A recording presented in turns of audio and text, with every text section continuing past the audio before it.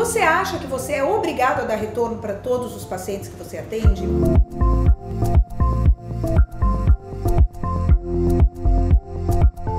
Isso é uma pergunta bem comum, né, dos nossos alunos em relação à questão do retorno. Isso não é uma questão filosófica, econômica e nem nada disso. Existe uma norma, que é a norma 1958 do CFM de 2010, que normatiza essa questão do retorno. Então, o entendimento dessa norma diz que, por exemplo, nas consultas de puericultura, que são consultas que se encerram em si mesmas, você não tem obrigação de dar retorno. Então, você teria que dar retorno quando aquela consulta não se encerrou. Você vai precisar ver um exame, reavaliar o paciente para poder fechar o diagnóstico e dar um tratamento. Se a próxima consulta que você vai ver esse paciente demanda uma nova anamnese, um novo exame físico, nova hipótese diagnóstica, isso é uma nova consulta. Então, a gente sempre reforça isso, que os pacientes de puericultura são pacientes recorrentes, então são pacientes que nos visitam mensalmente no primeiro ano de vida, mas eles não têm retorno. Não é que ele vem num mês a consulta e no outro mês ele vem de retorno. Não. Cada mês é uma nova consulta, cada mês você vai tirar novas dúvidas, fazer novas orientações, fazer um novo exame físico, então se enquadra como uma nova consulta. Quando que a gente acaba dando aí um retorno, né, para um paciente de puericultura? Quando a gente faz uma avaliação nessa consulta que ele veio e a gente precisa rever algum ponto, por exemplo, um bebê que não ganhou tanto peso, você vai fazer os ajustes necessários, um ajuste de mamada, ajuste de fórmula, alimentação, alguma coisa, e você vai fazer uma consulta de retorno para rever se as suas estratégias feitas tiveram aquele resultado que você espera. Aí sim, você teria a obrigação de dar retorno dentro dessa norma do CFM.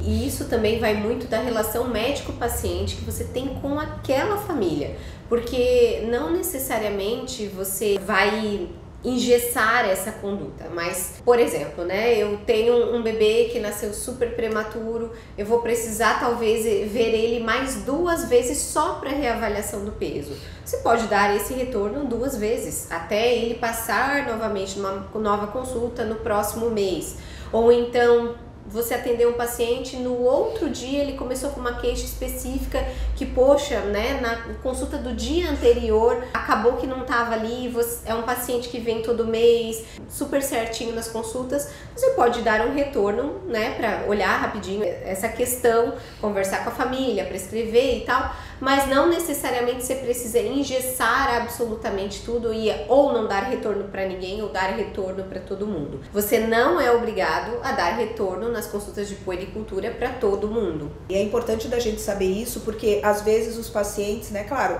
são pacientes que a gente nem quer pra gente, mas que aparecem e que tentam nos coagir dessa forma, não, mas eu tenho direito ao retorno e tal. Então é importante que a gente conheça essa norma, saiba o que está escrito nela, procurem para darem uma olhada nela, mas é ela que regulamenta essa questão do retorno. Inclusive ela diz que é você, o médico, quem determina o prazo para o retorno, porque também a pessoa, eu tenho direito e volta 6 meses depois porque ela não trouxe aquele resultado de exame.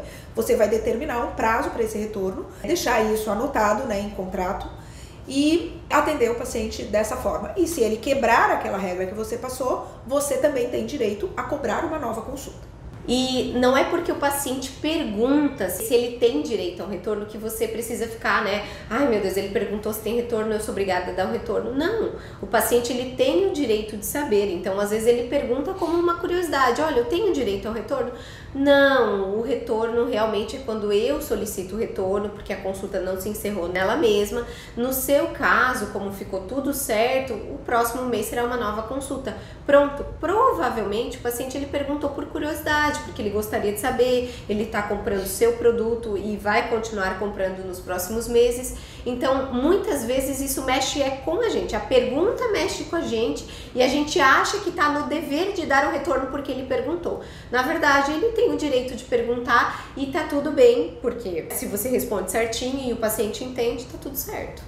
Eu fico assim ficava, né? Assim com muitas coisas, tipo, você quer fazer o meu plantão? Ai meu Deus, eu tenho que fazer o plantão dele. Não, não tem que fazer o plantão dele. Ele me perguntou porque ele tá tentando passar o plantão dele. Mas isso é interessante que você falou, porque uma coisa que a gente não aprende a falar é não. Você sabe falar não? A gente não sabe, e o não é só o não simples. É o não do cara que te pergunta se pode fazer o plantão e você fica sem jeito. É o paciente que pergunta se você não pode atender. Ai, mas já acabou o seu horário, mas será que você não pode só dar uma olhadinha? É aquela funcionária do hospital que traz o exame da tia, avó e quer que você dê uma olhada no exame. Então tem coisas que a gente precisa aprender a dizer não. A gente tem que aprender a dizer não para essas pessoas e a gente precisa aprender a dizer não também para esse tipo de situação. Dá retorno? Não, não dou retorno. Outra questão que perguntam muito, né? Ah, você atende convênio? Isso é uma dúvida muito grande que tem. Você atende convênio? Não, mas por quê? Primeiro que você não precisa explicar por quê. Mas você pode dizer que não atende ou não atendo. Não precisa dar desculpa ou, infelizmente, não. Eu não atendo por isso, por aquilo. Você sabe quais são os motivos, você pode explicar. Né? E a gente fica muito nisso de não dizer não. Uma das coisas que eu tomei como decisão e que me ajuda a dizer não, eu penso assim, o que essa pessoa está me pedindo? É certo ou não é certo? E eu decidi que eu só vou fazer as coisas certas. Então ela está me pedindo para dar uma olhadinha no exame de um paciente que não é meu, não é certo. Então eu vou ser honesta com ela, olha, o que você está pedindo não é certo, não vai de acordo com o que eu acredito, então infelizmente eu não vou poder fazer isso. Não é nada pessoal, espero que você compreenda. Pronto. Então eu acho que tomar as atitudes, né? Eu acho não, né? Tenho certeza que tomar as atitudes baseando pelo que é certo está excelente. Porque as coisas começam a dar errado porque a gente está sempre dando um jeitinho para tudo, contornando aquilo para ficar assim menos desagradável e aí as coisas começam a sair do trilho, porque essa pessoa vai falar para outra que você olhou o exame daquele jeito, que atendeu você, que deu um retorno de não sei quando. E aí fica meio que você não consegue sair daquela situação que você mesmo criou porque não teve coragem de dizer não. Tudo dá certo quando a gente consegue dizer sim, né? Nossa, não, tem vaga na agenda, não, eu consigo atender, não, eu consigo olhar o exame, mas quando começa a dizer não, algo enrosca dentro da gente e aí é o momento da gente realmente refletir sobre o porquê que a gente não está conseguindo dizer não. E o quanto isso afeta a gente psicologicamente. A gente não diz não nesses momentos, chega um ponto que você tem uma carga tão intensa emocional, porque tudo você tem que dizer sim, que você não consegue mais. Simplesmente você quer largar tudo, então. Então eu vou largar tudo, porque aí é mais fácil. Da falta de não. Não sou mais médica, pronto. Eu já solucionei todos os problemas. Isso aí. Então a gente precisa aprender a dizer não. Nossa, ficou muito bom esse vídeo.